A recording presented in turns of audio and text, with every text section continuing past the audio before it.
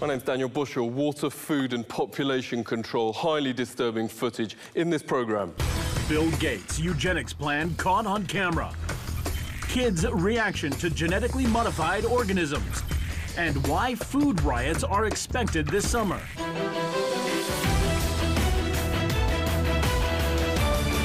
Water should not be a human right, according to food giant Nestlé. Its boss admits in an interview for Big Think he has no place for philanthropic ideas. NGOs bang on about declaring water a public right. That means, as a human being, you should have a right to water. Personally, I believe it's better to give it a value, and then one should take specific measures for the population that has no access to this water. Let's talk to Anthony Gucciardi at Natural Society. Thanks a lot for coming on. What do you make of this? I mean, if water should be owned by these major corporations, then why not the air that we breathe? Why can't air be privatized then? Why can't every aspect of our lives be turned into corporate-owned profit? The world's first water investment fund's about to, quote, commercialize the element key to life. We know what takes place when the single most critical resources on the planet get commercialized. It's already happened. An investigation by Frederick Kaufman at Harper's Magazine found after Wall Street cleared the housing market in 2008, the big banks turned to something even more essential, food. Thanks to deregulation and removed trading limits, Goldman Sachs started a trend of buying and hoarding unheard of amounts of the most critical crops: wheat, rice and corn. Now, with prices once again nearing historic highs, the Massachusetts Institute of Technology reports everything is now in place for another summer of world riots. Their restructuring of these commodity markets pushed 250 million new people into food insecurity and starving, and brought the world total up to over 1 billion people. This is the most abysmal total in the history of the world. It was not only in Burkina Faso. This was in America. You had 1 out of 5 children in America at soup kitchens. And then there's Monsanto. These seeds are now patented property of one corporation called Monsanto. Cotton seed used to cost 5 rupees, 7 rupees a kilogram. When Monsanto entered with its BT cotton, it shot the price up to 3,600 rupees a kilogram for seed. Shamla's fields were once fertile, but now they bring her only sadness. Her husband Chandar owed over $5,000 in debts. 3 days ago, she tells me, he hung himself here.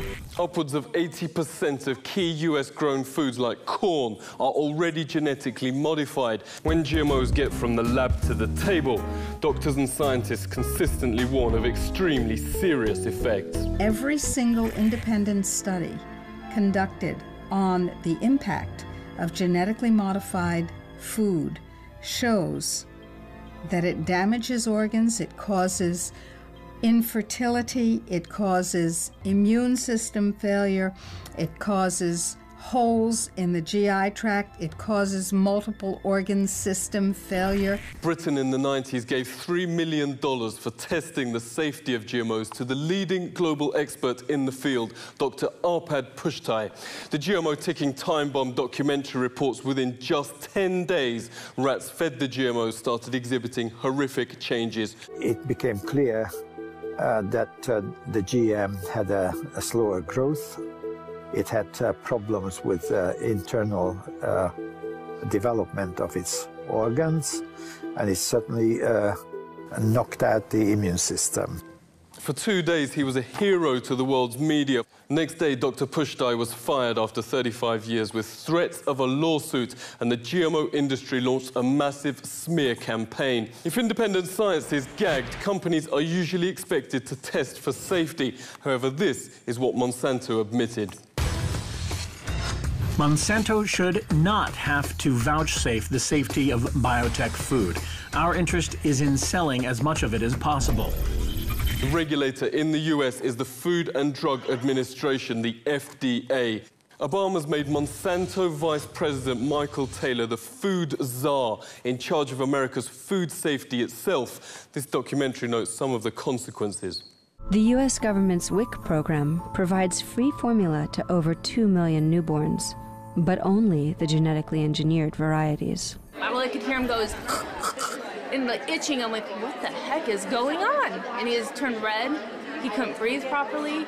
I was in panic. I called 911. I was just like, I think my son's having a food allergy attack.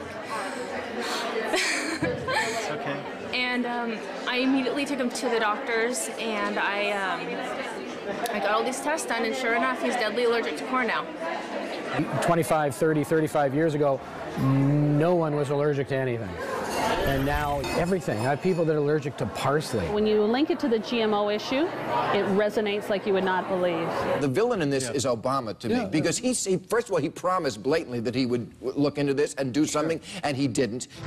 We'll let folks know whether their food has been genetically modified, because Americans should know what they're buying. He also appointed, what is the guy's name? Michael Taylor. Used to be a VP at Monsanto, the seat of evil, to be the food czar, the FDA deputy commissioner of